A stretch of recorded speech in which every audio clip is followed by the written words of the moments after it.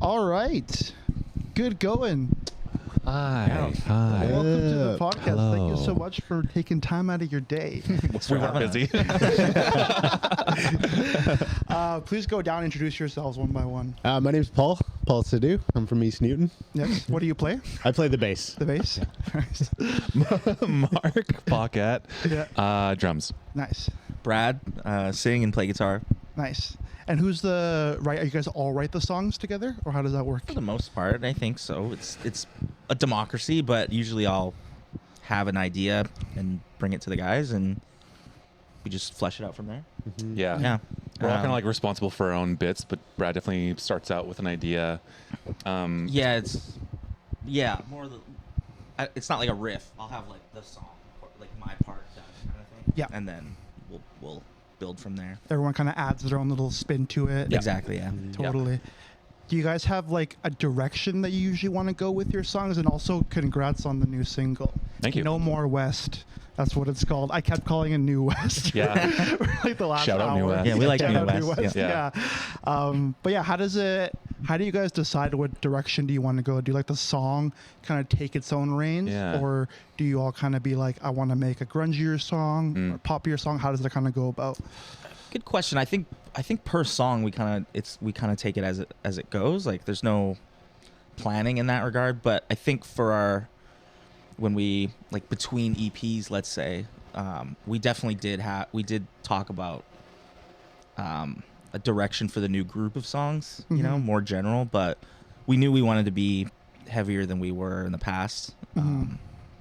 The leaning toward heavy stuff, I think it was a bit of a result of how our first batch of songs went. We love them. They're like near and dear to us.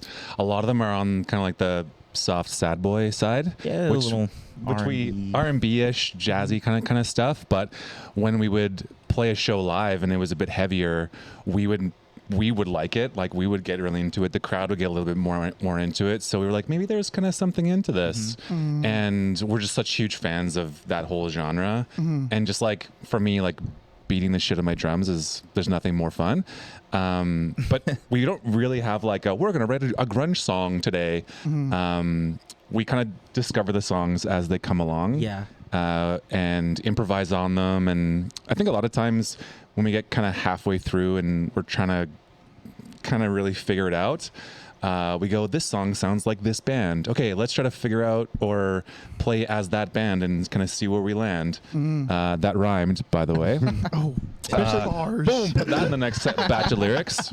But it's this fun, as you probably know, it's this fun like puzzle to solve, and you're discovering the song as you kind of get going.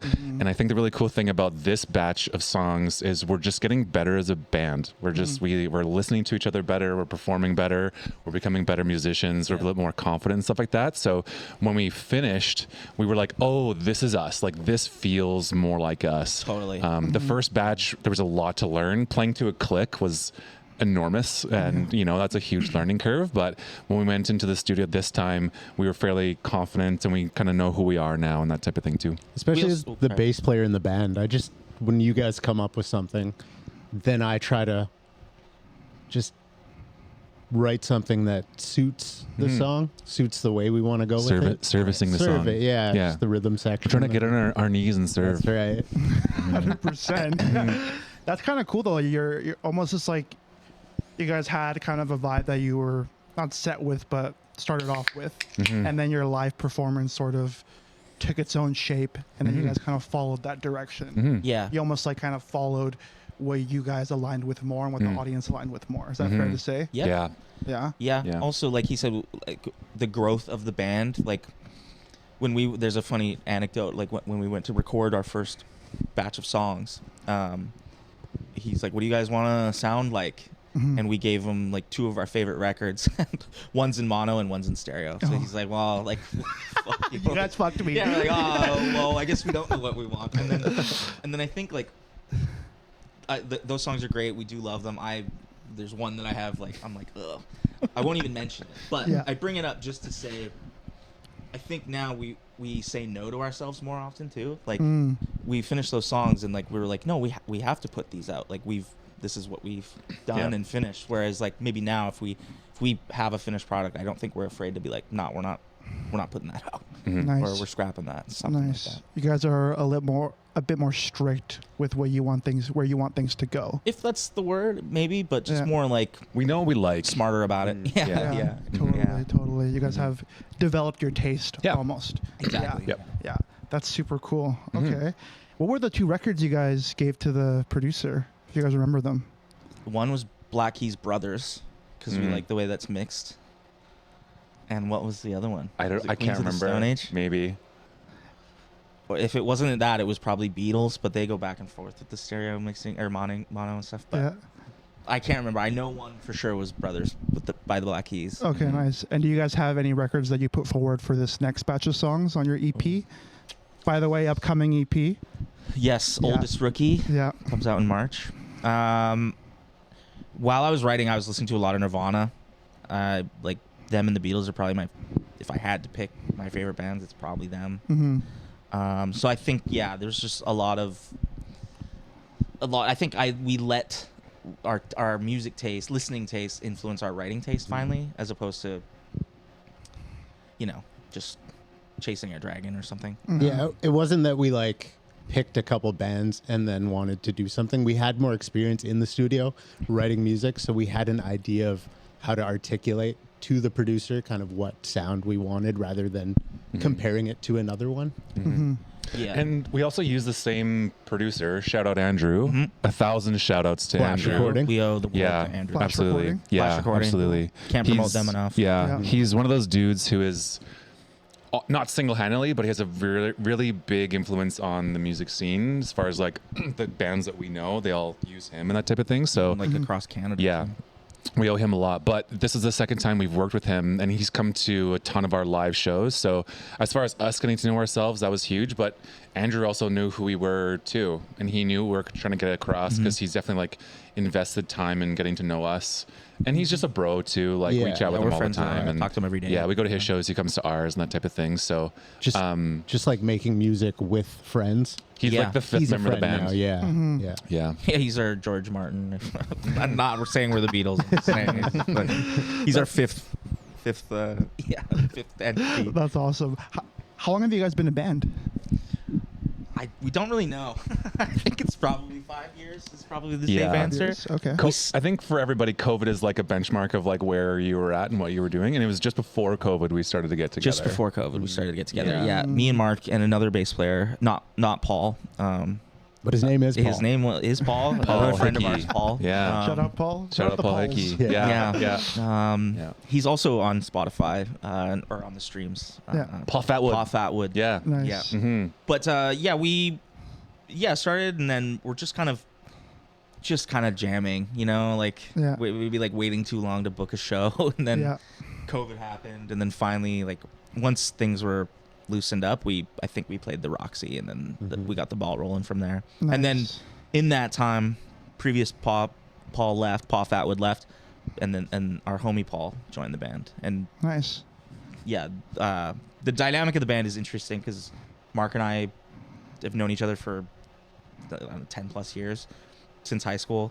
They've grown up together. They're like best friends. Nice. Kyle, the missing guitar player, is my cousin. Yeah. So it's like been like family vibes throughout. Nice. So the timeline's a little muddy because I've been playing with Yeah. Mark for years before we were Good Goin, and Kyle for years before we were. Totally.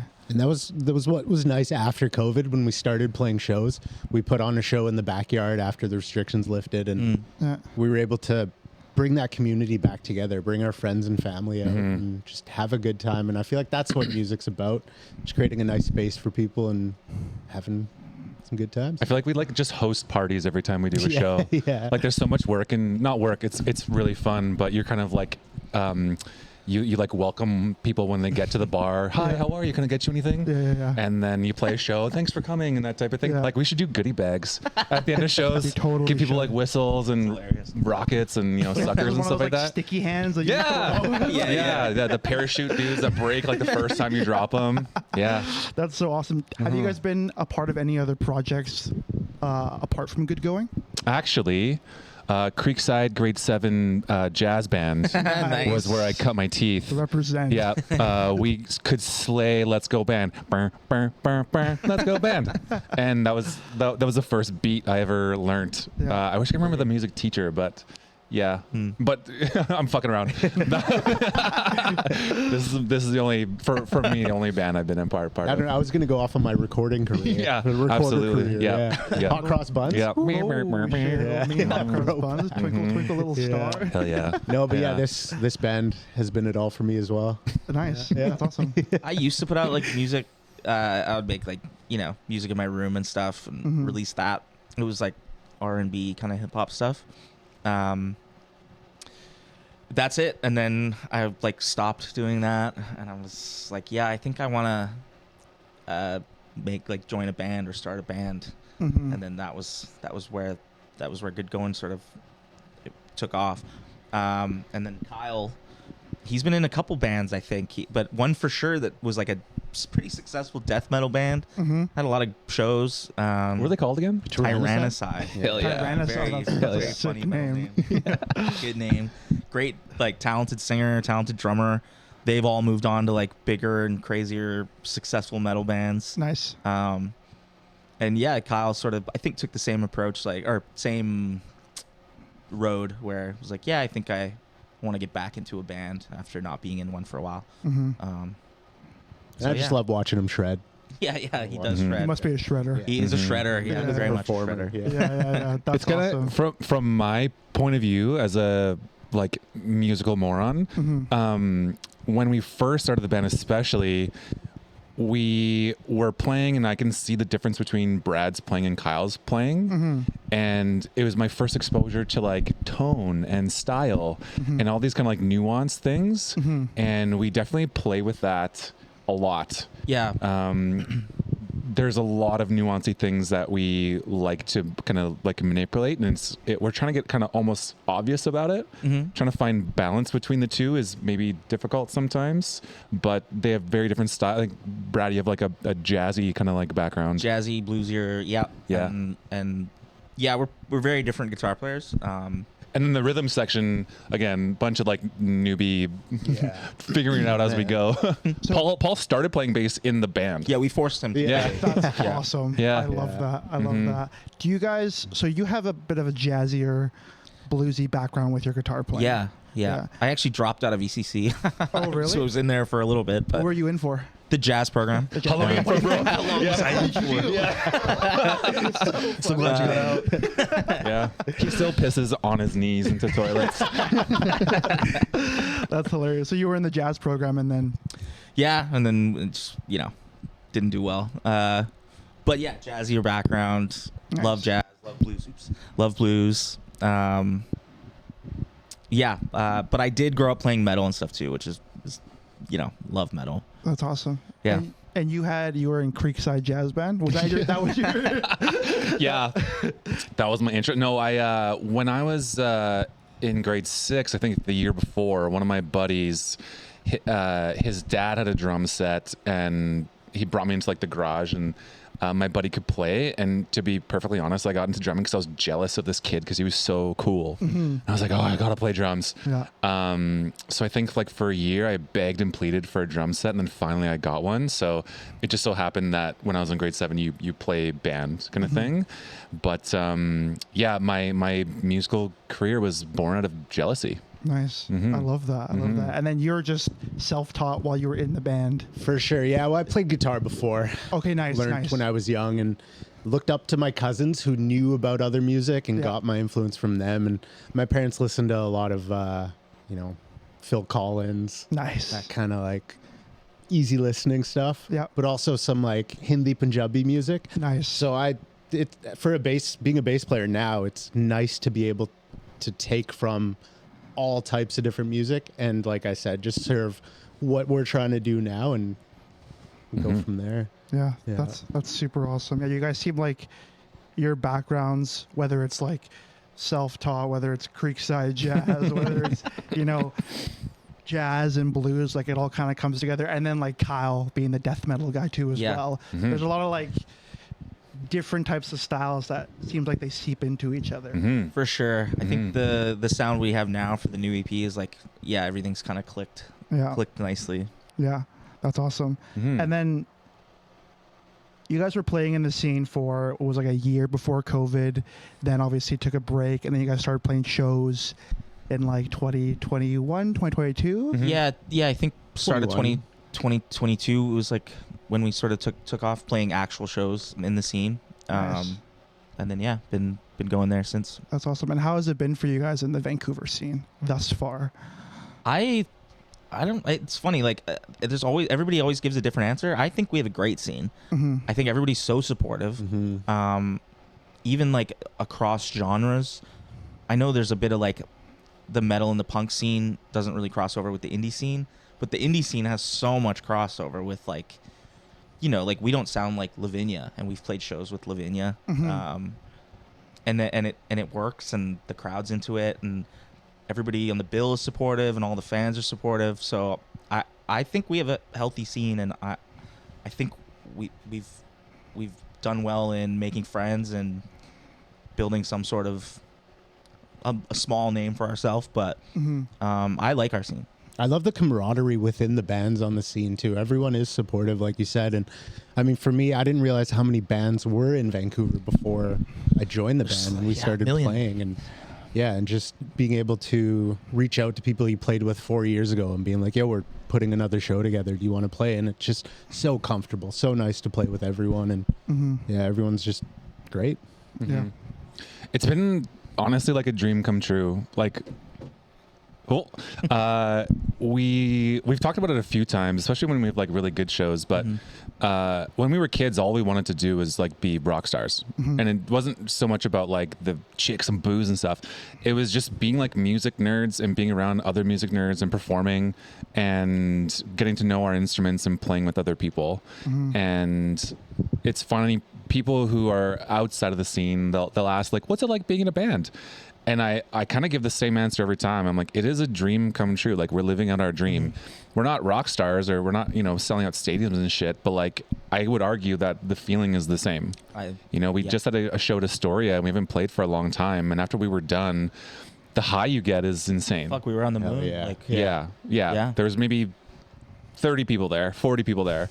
But to us, we didn't give a shit. Like, we were up there doing our thing. Exactly. Might as well be a sold out Exactly. stadium. Yeah. Yeah. If it gets to a point where we can do stadiums, great. But we're just going to enjoy what we have now and try to take it as far as we can and that type of thing. And it's all just been gravy. Like, there's so many cherries on top, and we can go on and on about every little thing that we love about it. But in general, like, this is exactly what we planned on doing, what we wanted to be doing. I think joining a band is a bit of like a selfish thing. Like, you're doing it because you want to do cool shit. Totally. And we've been able to do a lot of cool stuff.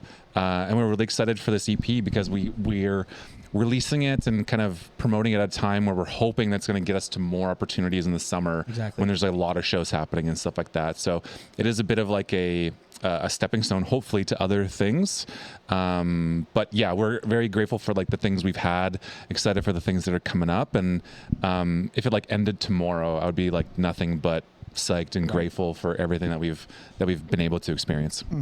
Totally. In our Instagram bio, I always just leave it as like, we just want to make some good songs. Yeah. And like, you know, everything else after is just a bonus. Yeah. Totally. But one of the great things about being in the band is obviously that high that you get. And for me, like, the moment that always sticks out is like the first show that you play. I remember our first show was in Victory Square. Nice. Sick. Yeah. Out in the open during summertime. Fucking 15 things went wrong with the equipment and course. everything. Yeah. But it's still like rocked out. People were dancing, having a good time. Yeah. And like, you always remember that. What a feeling. Yeah. What was your guys' first show like? Well, our first show, was it the Roxy? Yeah. Our first, It was pretty fun. We'll go with that. It was fun Yeah. because you know, every like friends and stuff, they're always like what's like you said, like, what's it like being in a band? And then when they see that we're playing in the Roxy, like, you know, to like our moms or our average friends, they're like, what, the Roxy? Like, what? Totally. We're in the scene where like, you're like, Yeah, that's like probably Rogers shouldn't say Arena for that, them. but yeah, where it's like, yeah, the Roxy, you know.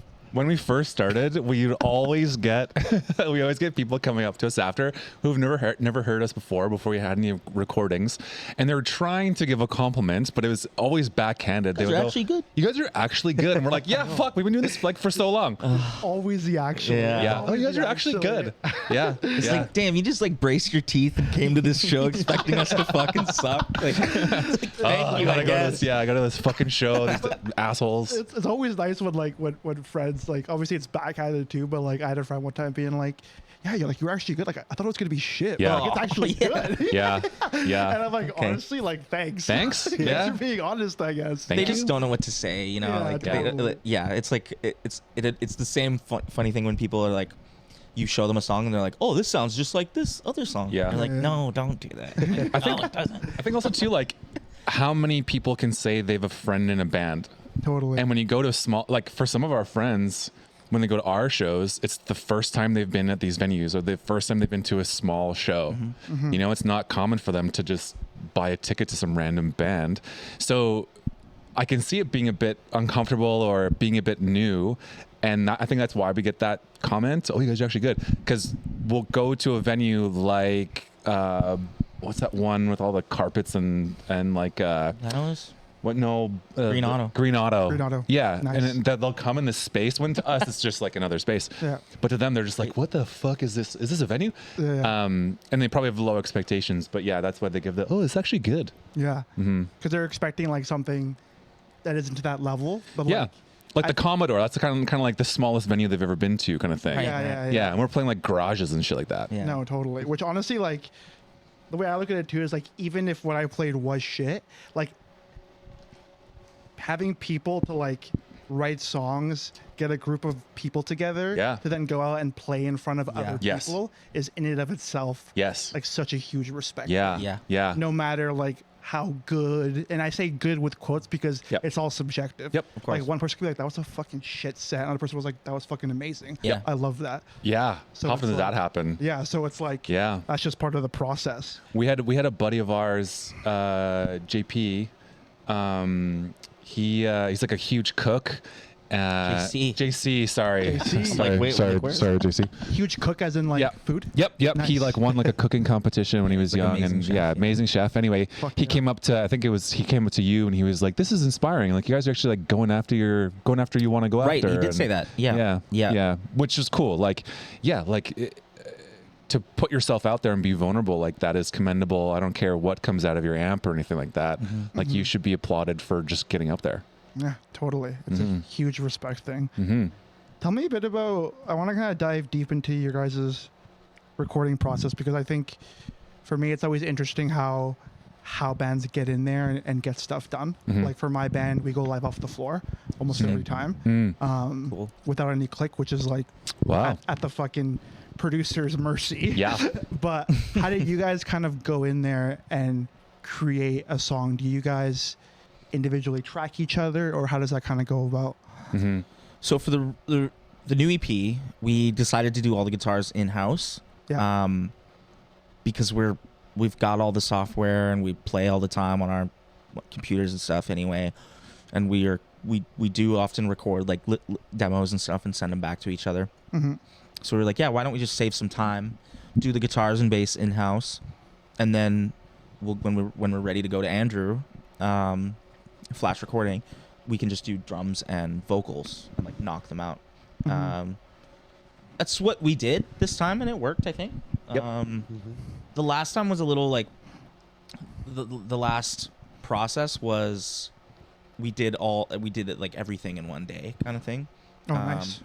We got a lot done, but I like that we kind of took our time a bit. We sort of ended up taking our time a bit, even though we had half of it sort of done going in. Mm-hmm.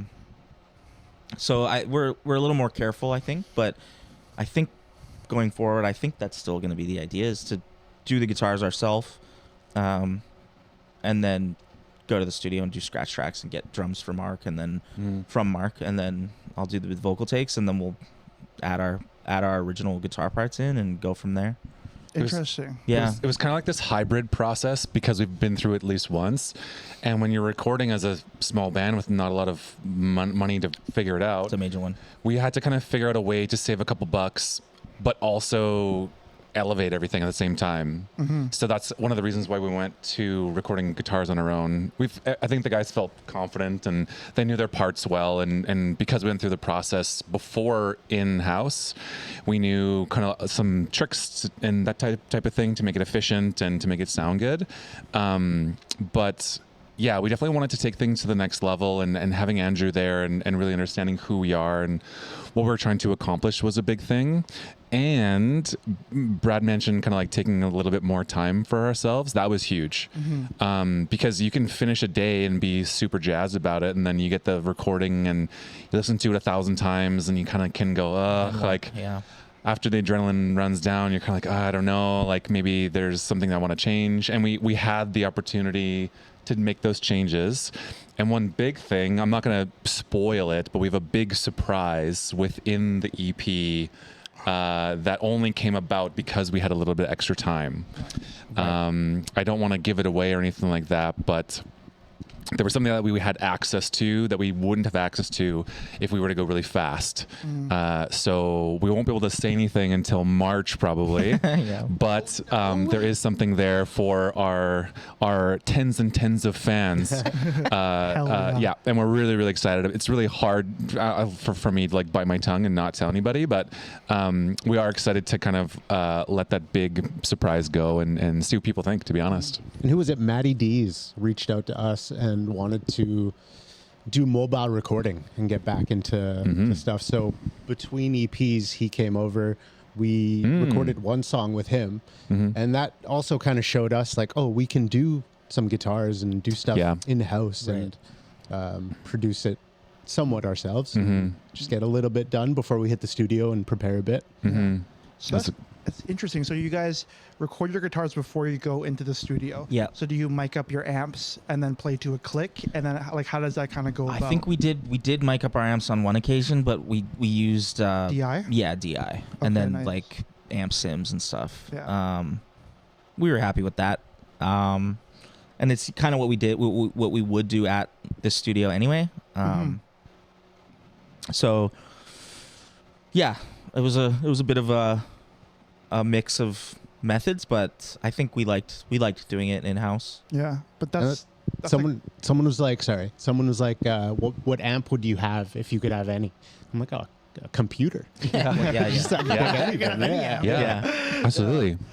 That's actually that's a great tip for people for small bands trying Yeah. to get recording and save money. Totally. Is like mic up or record their guitars separately or even their bass separately or whatever. Yeah. And then bring it into the studio. That's actually a great thing. I mean, drums take the most time and vocals take the most time, so we were like, well, let's just like give that Yeah. the time to those parts. Totally. Yeah, it was cool. That's very smart. Yeah, I love that. Tell me a bit about the writing process, like the actual lyrics that come to the songs. What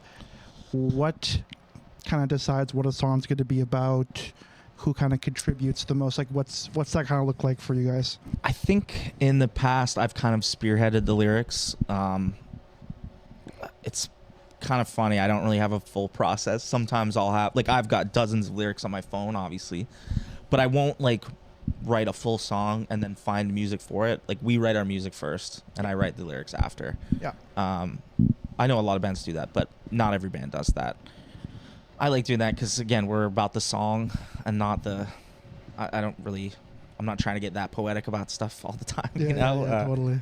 not that I want stupid lyrics, but you know, you get it.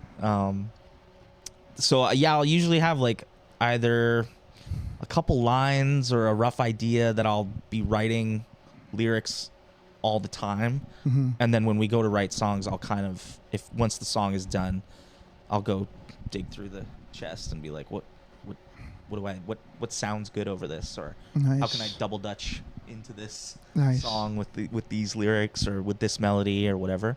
Nice. I think we're like a very guitar-centric band. I think so. Yeah. Like we're very much playing to our strengths. Like Brad and Kyle they are very, very musically talented. And, you know, if we're going to be making songs, we might as well go with what works and that type of thing. So I think everything kind of like starts with guitar.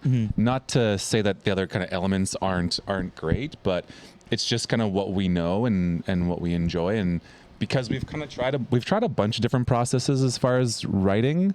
I remember a while ago when we were starting, we tried to be like, let's write this song, and we ate shit. Like it doesn't work that way for us. I think for some bands it could, but for us it just didn't. So we definitely lean into guitar first.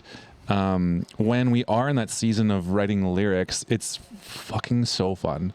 It's so fun. Paul is also a really great lyricist, but Brad will send us poems and lyrics and stuff like that, and we'll kind of like bounce ideas off each other. It's usually like late at night after work. We're all like stoned at our respective houses. It's usually like 6:37. We start throwing lyrics ideas to each other.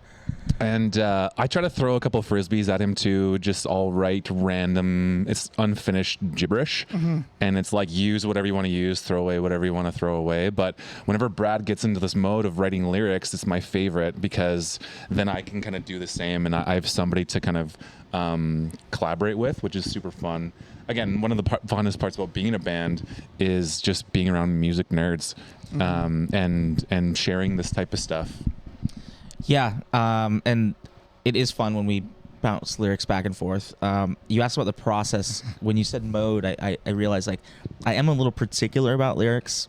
In like the music school days, there was this lyric book that really stood out to me and like kind of blew my mind about lyrics and simplicity and word choice and, you know, stuff like choosing the word can't over won't, or won't over can't, like just certain connotations to words and how they can be heavier or whatever. Like, so sometimes Mark will send me a lyric, and I'm not trying to be like rude, but I'll kind of be like, no, change this word. Like, it's sick, but change this word. So I am a little particular about stuff like that. I'm way too wordy. Yeah, Just that like too. way You'll too send many me, and I'll be like, syllables. how are we supposed to cram this into? I think the thing that I didn't really realize too is Brad has to sing it. And if he doesn't like believe in it, or if he doesn't like it, it'll come across in the music. So I think sometimes I'll send him something and it has like a cheeky line or like a satirical line about boobs, for example, and he'll be like, no, like I don't want to be on stage with a spotlight on. I don't want to say that word. It's ridiculous. So we definitely trust him. Whatever kind of final say, it's always going to be his. I think we are. I'm really proud of the lyrics that you and we help out with. I think they're quite poetic, and I like our lyrics. Yeah, I do too. We kind of fall into this trap of writing about chicks a lot. Yeah, it's kind of nonstop. Yeah, we're trying to like have different experiences, but the new EP's not got a lot of that, which is nice. Yeah. But all of our old songs are like about these just girls that don't even exist. It's just there's just songs. You know, I'm not even referencing real life things. Yeah, just go with what you know. Yeah, or go with what you don't know. Hey-o. I love that. What was the book that you read? The lyric book. I can't remember the title, but it was written by Pat Pattison. Pat Pattison. So if you Google Pat Pattison lyric book, you'll find it. Nice. Really good book. Nice. Yeah. Cool. Great teacher. Yeah. I love that you guys all collaborate on lyrics. That's really awesome to hear. What kind of influences your singing style? Well, that's a good question. Because I'm trying, again, like this theme of like we're trying to get grungier. There's been a bit of a crossroads in my singing lately, because I'm like, I come from kind of that R&B jazz vibe. So the solo stuff I used to put out was like very R&B. Our old songs are like there's not a lot of very R&B. There's not a lot of grit to my voice. So I'm trying to, again, service the song where if we have this new direction we're heading in, I don't want to sound like a lounge singer over top of a grunge band, you know? I'm trying to adjust that a bit, but also not force it. Like, I'm not a screamer, and nor do I want to be. But yeah, the singing direction kind of meanders a bit based on the song. Nice. And why grunge?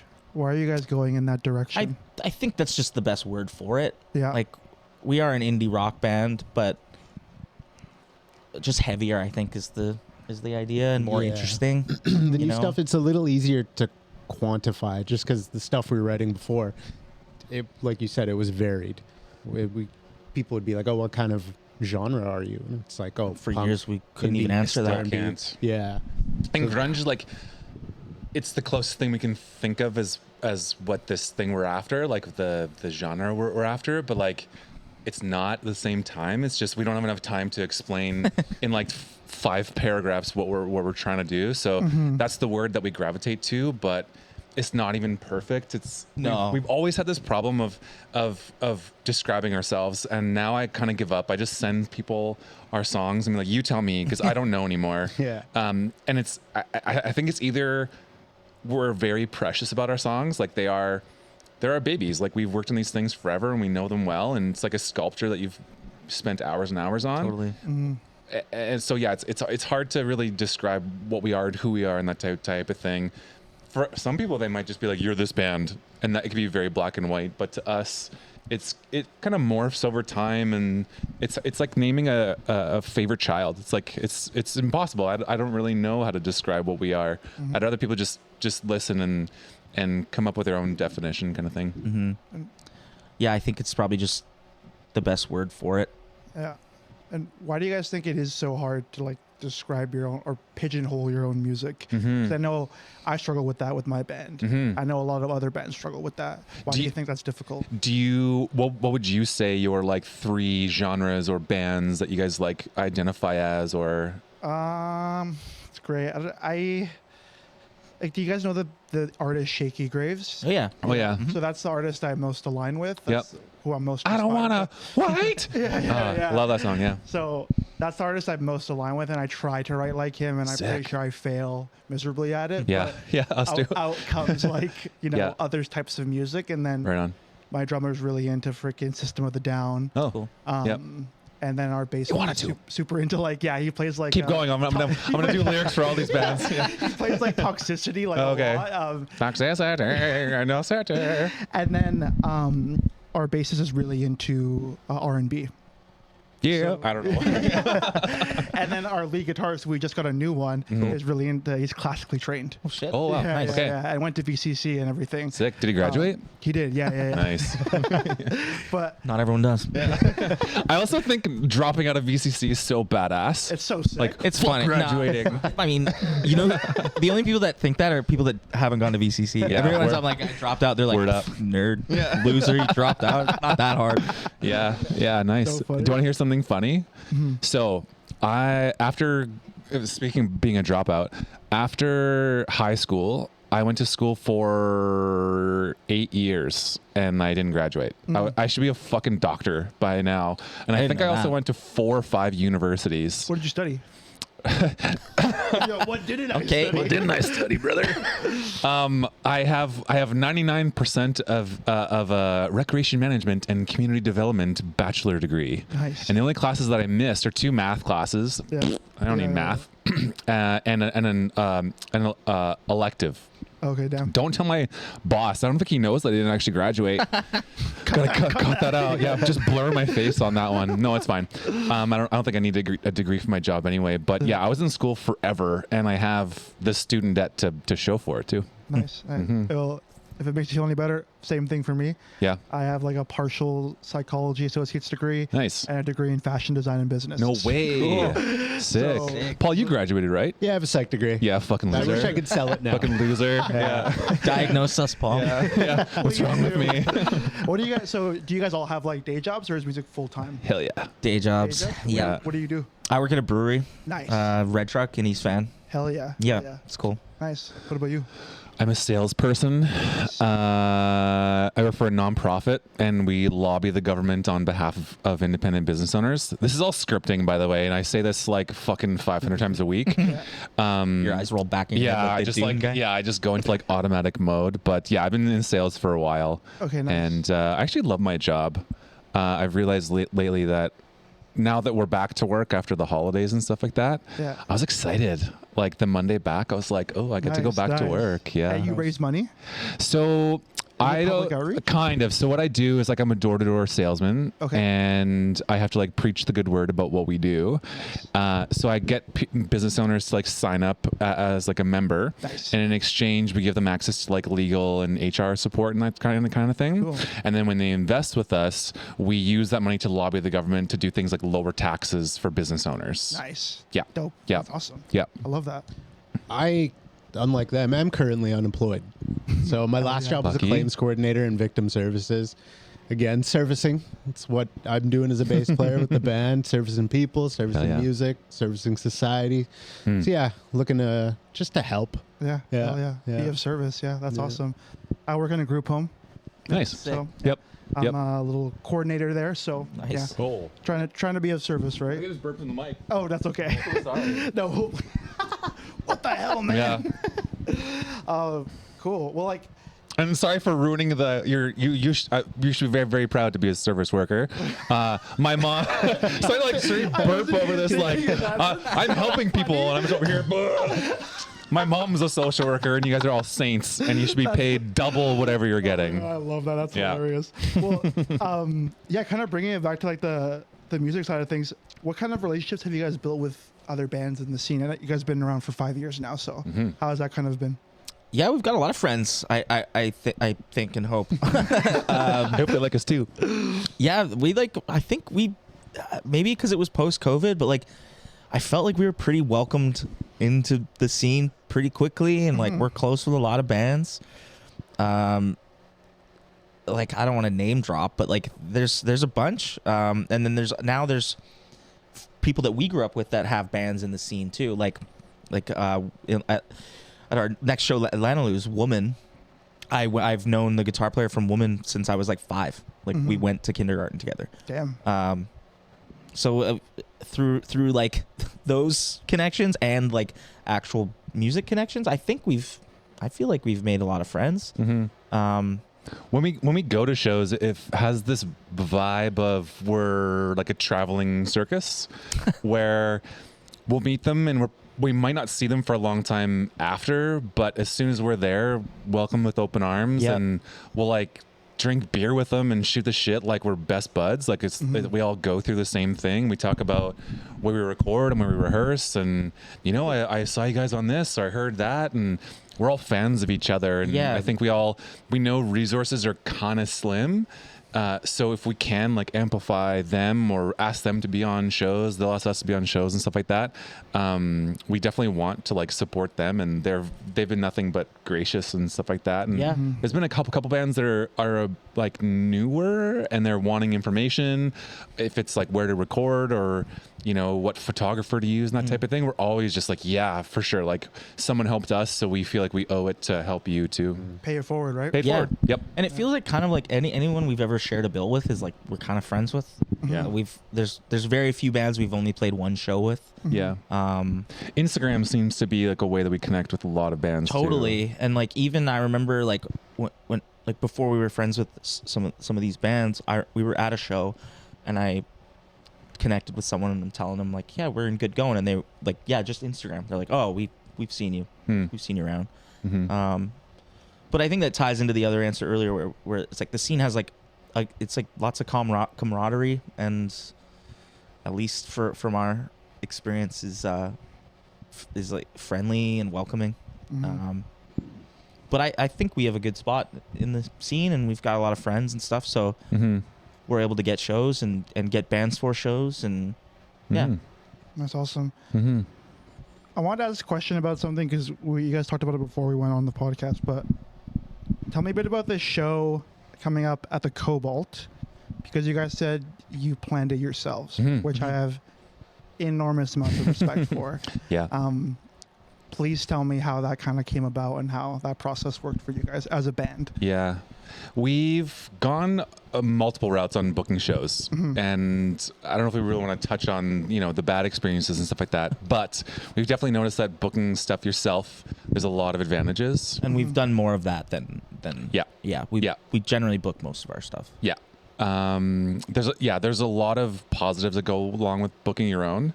The show is going to be Maneater, Blue Riviera. Yep. Blue Rivera. Sorry, Blue Rivera, and us. Great bands. And funny story, as I was mentioning earlier, the way that we found Maneater was after our show at Astoria a few weeks ago. A buddy and I went to the Heatley, which is like just across the street on Hastings, just for a beer, like a nightcap kind of thing. And this band was playing, and they were just shredding. Like they were doing like. They were awesome, and right away they got like a half a song in, and I was like, oh my god, we need to play with these guys. I think you did message us. Like, Yeah, right away. yeah. I messaged Send the a video. band. Right. Yeah. I was like, these guys are sick. We have to play with them. So after the show, I went up to the lead singer and I was like, hey, like we have a show coming up. Like, do you think you'd want to play? And they were gracious enough to say yes. So this bill that we have coming up for the Cobalt, we're really excited for. We love these two bands, and as far as booking and stuff like that, yeah, it's the best. It's the way to go. There's a little bit of risk that goes along with it. I'm sure you're aware, as far as like you have to pay your own deposit, and you know, you want to sell tickets, and you want the bands that you kind of bring along to bring their friends to, just so we can, if we could break even most of the time, we're pretty psyched. Like, Yeah, we're not really ever going to be making $1 million off these shows, but it is great because other other ways to go about booking shows, there's a lot of challenges, and you can get ripped off, and we don't really want to work with certain people anymore because we've been around long enough and know that certain ways that they build shows, or they choose who's going to headline, and just all these things, it just seems like to me they're non-musicians or non-people in the industry who just think they want to like pop in. They think we want to make money. It's like, no, I want to make good songs. Yeah, Like, they kind of just don't get it. Yeah. So yeah, going your own way, there's some things you can control, and which is nice, and we want to be about the music, and it's just the easiest way to do that. Yeah, I mean, I know how that sounds. Like, we're just about the music. Like, obviously, money's great, but yeah, we're not like, when we book our own shows, like I tell the guys, like, we might not make a dime tonight, Might lose money, but the show is important, and I think it's still like the greater good of performing in front of people gets growth, as opposed to like padding our small bank account. Totally. And I agree with you. Hey, there. we have $20. You guys want half a beer? Yeah.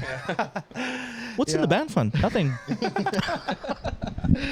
Yeah, the reason I asked that question is because, you know, obviously we act as promoters and put on shows and everything.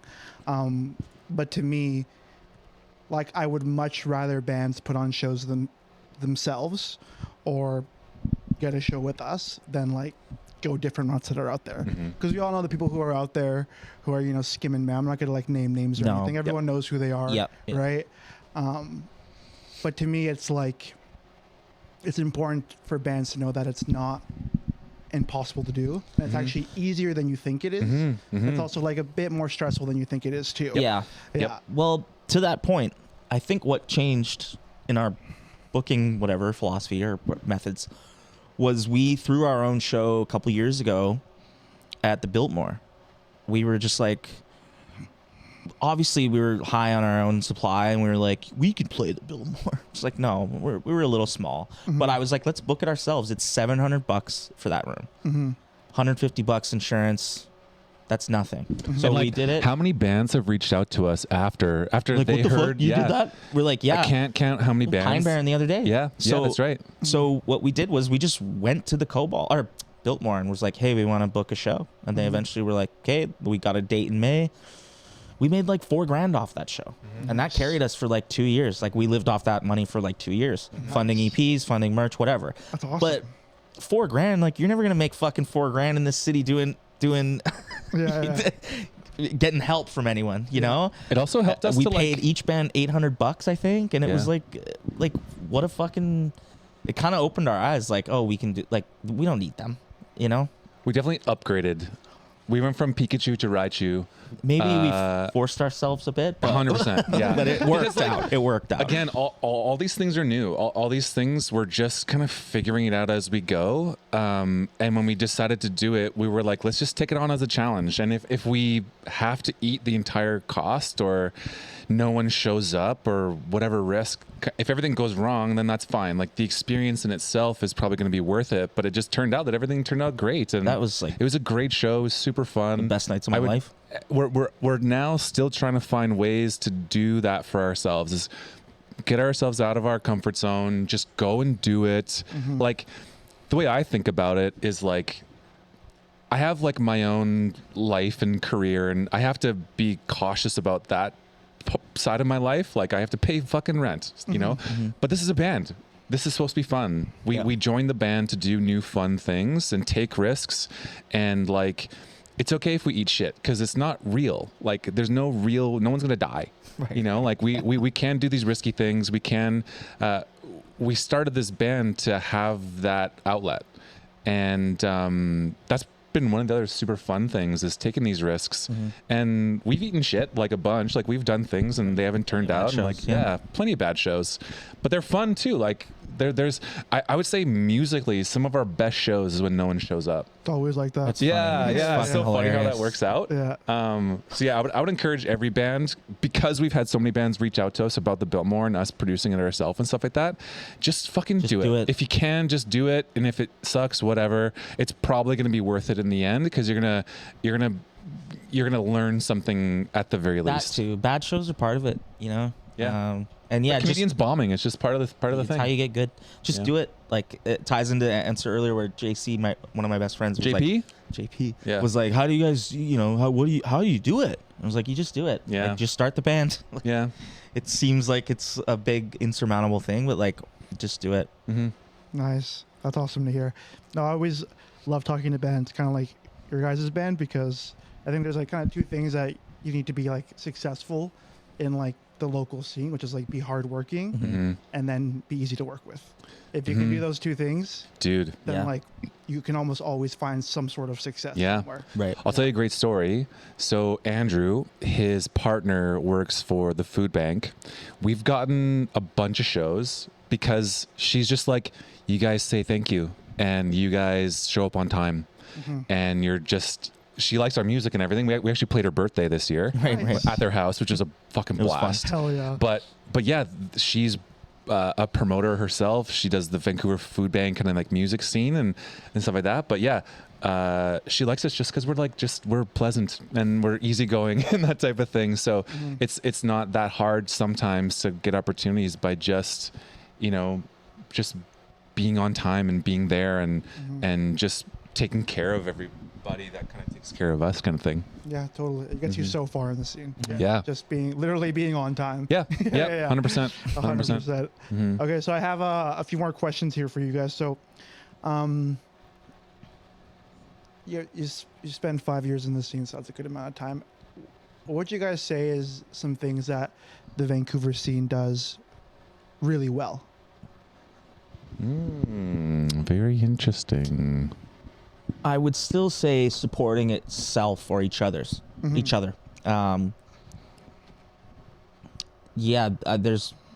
like, I think of like Noodle Boys. You know, they're great at asking smaller bands and bands that they're friends with to play with them. We've seen great bands through them. There's other bands that do the same. You'll see them. They'll have a cool sort of new, unknown-ish opener on the bill. And then that lights the fuse for that band. We play shows with them. They play shows with other bands, and it's just. I don't think it takes much to get the ball rolling here. Not in terms of the money shit we talked about, but getting shows and playing in front of people. It's not that tough. I don't think. I think the scene is pretty good at welcoming people in. There's venues everywhere. I also think it's just pumping out a lot of good music. Well, that too. Yeah. Yeah. The Vancouver scene is doing a good job of pumping out a lot of good music. We're such big fans of so many bands. Yeah. There's some bands we're like, how are these guys not famous? Like, there's some that we go to their shows and we just get blown away. Mind blown. Like, Mind blown. And that's the cool thing about being in the scene is you get a lot of exposure to these bands. There's lots of good music out there.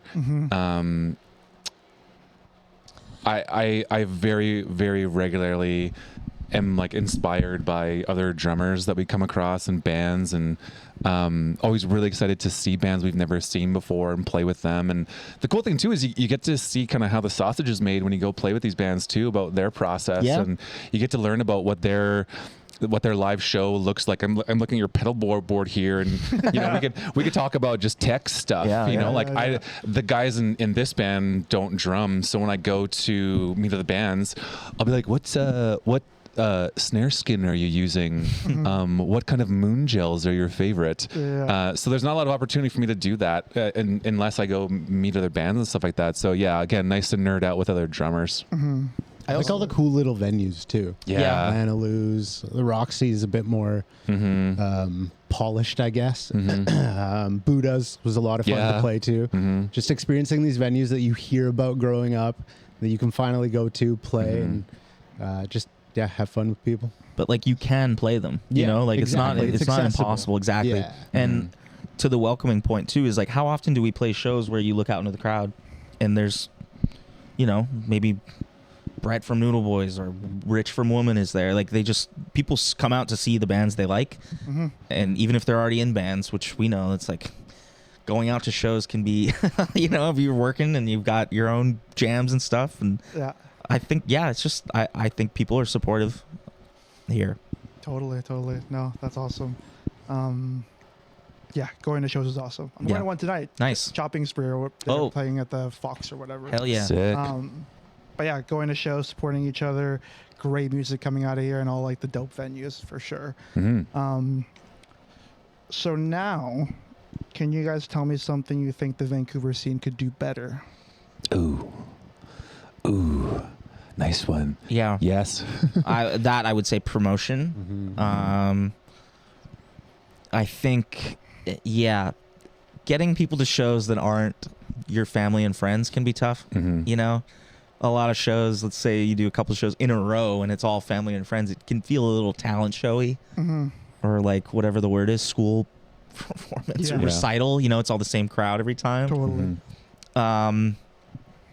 I think that the venues that we did just compliment, and not naming any of them specifically, but the venues we like, I think because they have a lot on their plate, maybe certain shows just fall through the cracks. You know, we've had promoters say like, well, you didn't post about this show enough. I was like, we posted every single day, but like you're busy and you don't see that, and you're promoting 50 different shows instead of one. I don't know that I have a solution, but I do find that it's like, you know, we even if we're using a promoter to get to the show, we're the ones promoting it. The promoter's not really doing anything other than what we mentioned a couple questions ago. So that would be my answer. It's just like, you're good at getting the bands into the spot, but like help people get to see the bands. Yeah. We need crowds. I love that. Yeah. It's hard to pinpoint one thing, and just to go back, like we're so grateful for everything that we have. Like we're so lucky to be able to do this and have fun, and anybody that shows up to a show, we just want to like hug and kiss them to death. But I really think this is like a systemic thing in that, you know, we could talk about the music scene in Canada.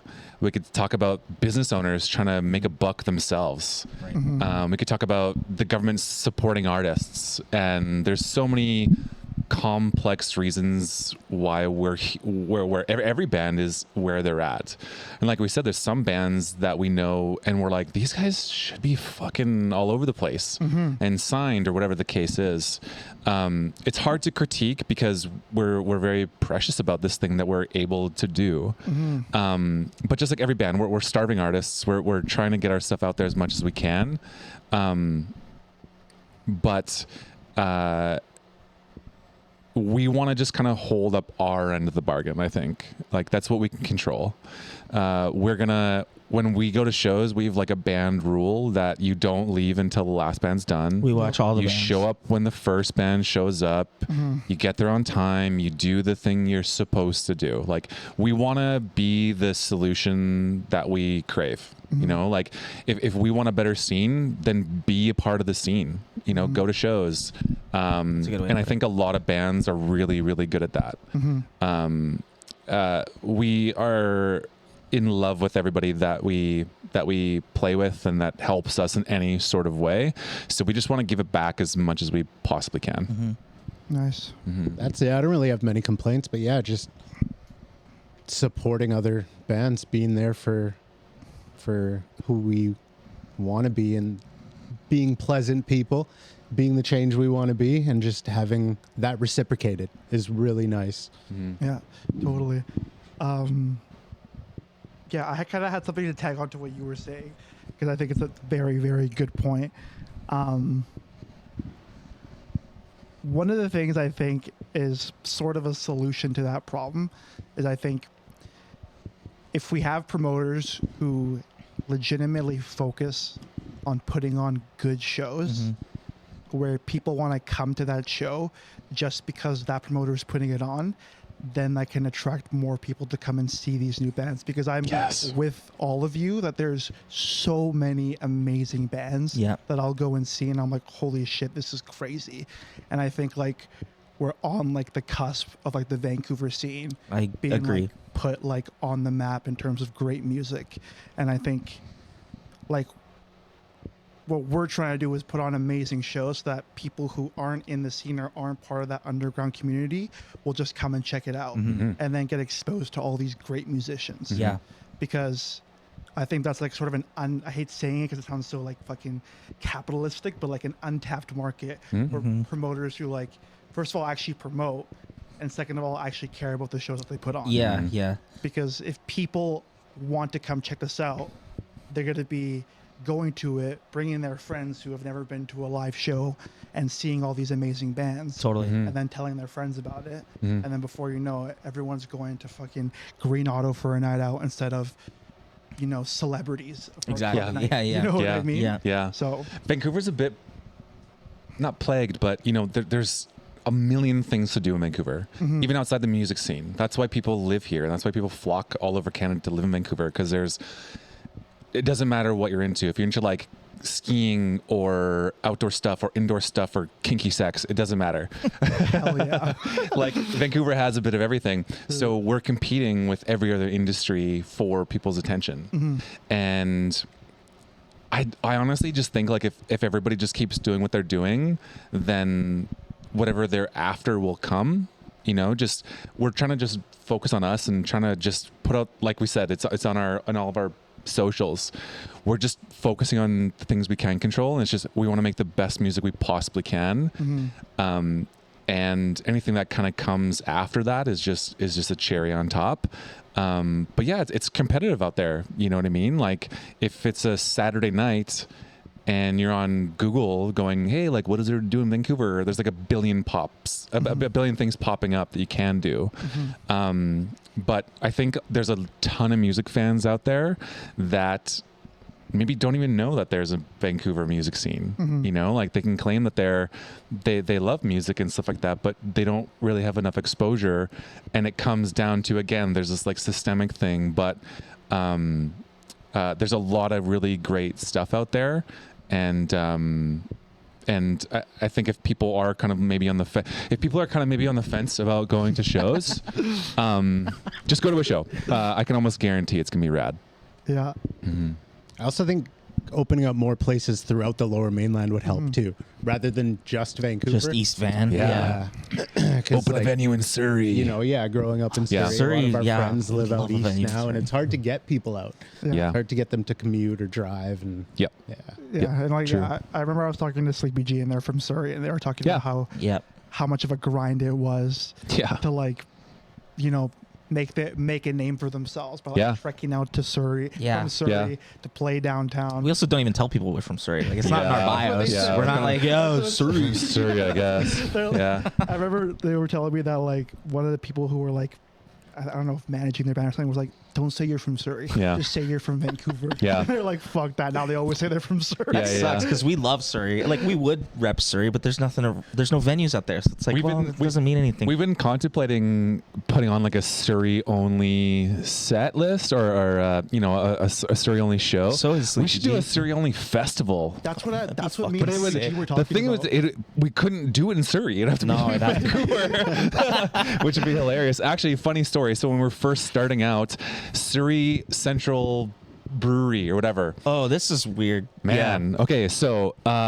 we played a show there, and they were doing live shows. This is years ago. I don't think they do this anymore. Yeah. They But don't we even brought exist. we brought 15 people. And they lost their minds. They're like, you guys, you can play every weekend. We want you to be the house band. We're going to give you food and money and, like come back anytime and blah, blah, blah, blah. And we're like, really? Like, thank you. I think we played 2 shows there. One was Canada Day. So I think because we were new and it was like this. Yeah, we brought a bunch of people and they were mind blown. And I think they promised us $200.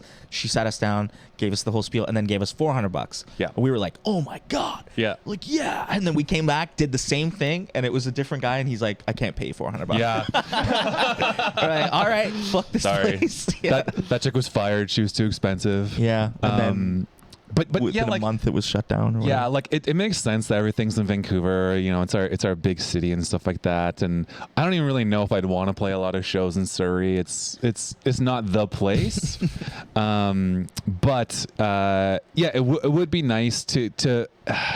It's just hard because all of our family and friends are out there, and sometimes they're like, I don't want to drive for 45 minutes to go see a show. And we're like, come on, you guys, just get over here. Yeah. I wouldn't even know what's that one club that used to be in Surrey, the Mirage, baby. Mirage. You know, Lady Oh, Gaga fuck. played there once. Yeah, that's true. She did. play Yeah, the Mirage, Miss yeah. Gaga. She played Hell in yeah. Surrey at the Mirage. Oh damn. That's Yeah. crazy. Yeah. Shit. Okay, so first of all, thank you for all those answers. Very thoughtful answers. Yeah. I really appreciate that. We kind of ramble a bit. Yeah. Don't even worry about it. I love Yeah, it. okay, good. I love it. Yep. I love going on the rambles. I'm a rambler myself. Yeah. Yeah. You're rambling. Rambling man. I've been man. known to Yeah. ramble a few Yeah, times. yeah, yeah. Okay, so this is the last question I have for you guys. Yep. And I usually ask it at every podcast. I took it from the self-help guy. I can't remember his name. It's Andrew something. Okay. But let's say, his name's Andy actually. Let's say that all of your music, all of your social media, everything about Good Goin was just wiped off the face of the earth. Mhm. What would be the core message you would want to leave with your fans? That's a good question. Go ahead, Brad. Paul? No? All I can think of right now is Life community. is- Community? Yeah. Mhm. Yeah. Making good music, bringing everyone together, just having a good time, not taking things too seriously. Let's just get together. Yeah, I was gonna say something similar. Like, life's better and easier with people that you love around you. So, yeah, I don't know, Paul. I guess I agree with Paul's the most. Yeah. Yeah. I think the people that have been with us from the start, they've seen the progress that we've made as musicians, which is one thing. But I also think that they understand the progress that we've made as kind of like individuals and as a crew of dudes. Mm-hmm. We would go on stage and shit our pants and Still do.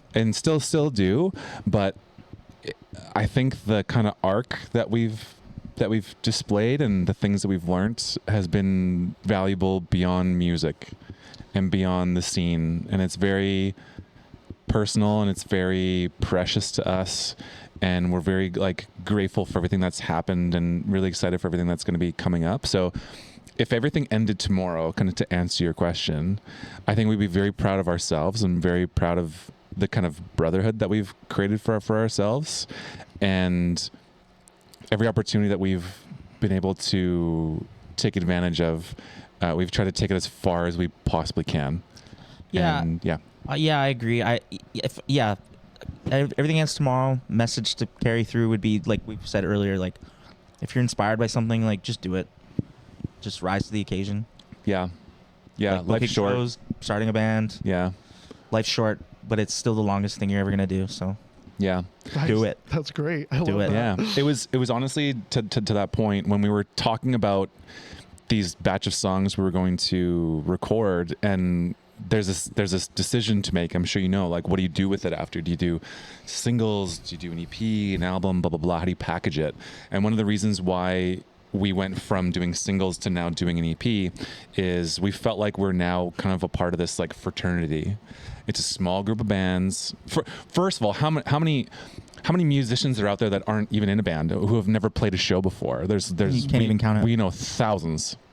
So to be a part of this small group of bands that have a packaged album that you can put out to the world, if everything ends tomorrow and hopefully Spotify is still around, when I'm 80 and I'm talking to my kids that I'll never have, I can go, yeah, I was in a band and we have this thing. I have this product I can show, you know, like I was a part of the scene, and my drumming, I'm on my fucking soapbox here, but it's like a snapshot in that time and place. And that's going to be really nice to be able to have with us for forever. Like no one can take that away from us now.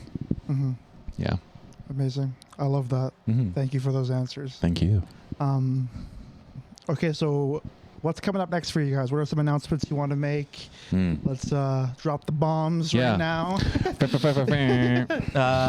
So I mean, it's mid-January now, but we do have a show at the end of January, Lana Luz, with Woman and Shimbashi Station, two sick bands. We love Shimbashi. We've played with them a bunch of times. We've played with Woman a couple times. They're great. Check them out. Check both those out. And then Cobalt, February 7th, as we mentioned, with Maneater and Blue Rivera. Sick lineup. Very psyched for that. And then hopefully in March we drop our EP. We've finalized a date, and our new EP, Oldest Rookie. We're excited to drop that. So yeah, there's a couple singles, couple shows coming. So keep your eyes peeled. Nice. Yeah. Amazing. Cool. Well, thank you so much for coming on the podcast, guys. Dude, thanks for having us. Thanks for having Thank us. you. You're all chill dudes. And I'm stoked to see you guys play in February. Thank you. Sick. It's gonna be Yeah. awesome. Thanks, Hell man. yeah. Cool. All right, guys. Bye. Bye.